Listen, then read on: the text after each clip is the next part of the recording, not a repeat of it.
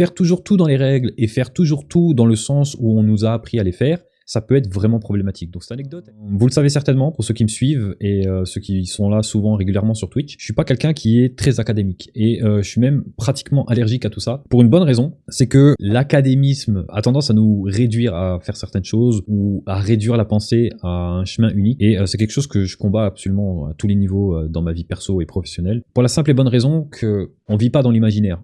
Et que la théorie, c'est très bien, mais il y a bien plus important que la théorie, c'est la pratique. Quand on en arrive à un point où on a tendance à avoir peur de tester les choses, ou à hésiter, ou à ressentir le fameux syndrome de l'imposteur, en se disant bah je suis pas capable, je suis pas apte, et qu'on n'essaie pas des choses, je pense que le vrai problème il est là. Une des sources de ce problème-là, c'est justement cette espèce d'académisme.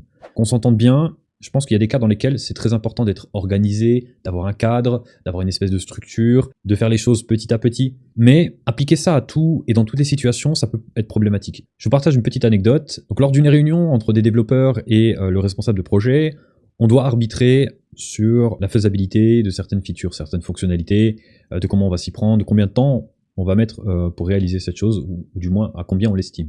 C'est ce qu'on appelle un sprint planning. Ce qui se passe, et ça a été marquant, et c'est pas arrivé qu'une seule fois, c'est arrivé très souvent, c'est que certains développeurs avaient tendance à justement mettre le frein à main sur certains objectifs parce que ils pensaient faire tout dans les normes, de A à Z, en omettant le fait que, à un moment donné, quand on réalise quelque chose pour un essai ou pour un test, on n'a pas besoin d'avoir toute cette structure-là, de réaliser les choses de A à Z. Parfois, on a besoin d'avoir un résultat rapide pour tester une fonctionnalité, pour s'assurer que quelque chose fonctionne. Faire toujours tout dans les règles et faire toujours tout dans le sens où on nous a appris à les faire, ça peut être vraiment problématique. Donc cette anecdote, elle est un peu marquante sur ce sujet-là parce que ça nous a complètement empêchés. Ces personnes-là étaient complètement réfractaires à ce qu'on teste ou ce qu'on essaye des choses. Ce qui pose problème. Parce que ça va ralentir le processus de création. Le souci qui se pose après ça, c'est que ça décrédibilise l'équipe. Pourquoi ? Parce que simplement, on va avoir tendance à devoir combattre le côté où on n'est pas obligé de faire ça comme ça, on n'est pas obligé de faire ça dans cette règle-là. Cette règle-là ne s'applique que si on fait ceci, on fait cela.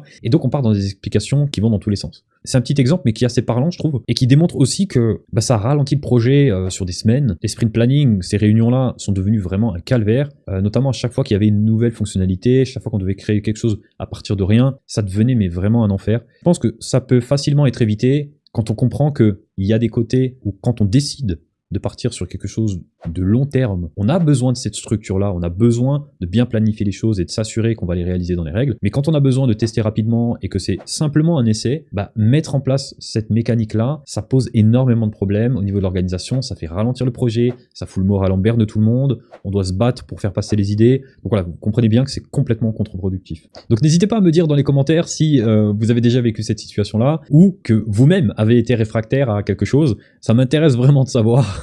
Ce genre de situations sont toujours très parlantes et généralement elles dénotent quelque chose de bien plus profond qui est justement le sujet du jour, l'académisme. Voilà, format court, format rapide, j'espère que ça pourra vous apporter quelque chose. Donnez-moi vos avis dans les commentaires, dites-moi ce que vous en pensez. Pour le reste, passez une bonne fin de journée et je vous dis à très vite.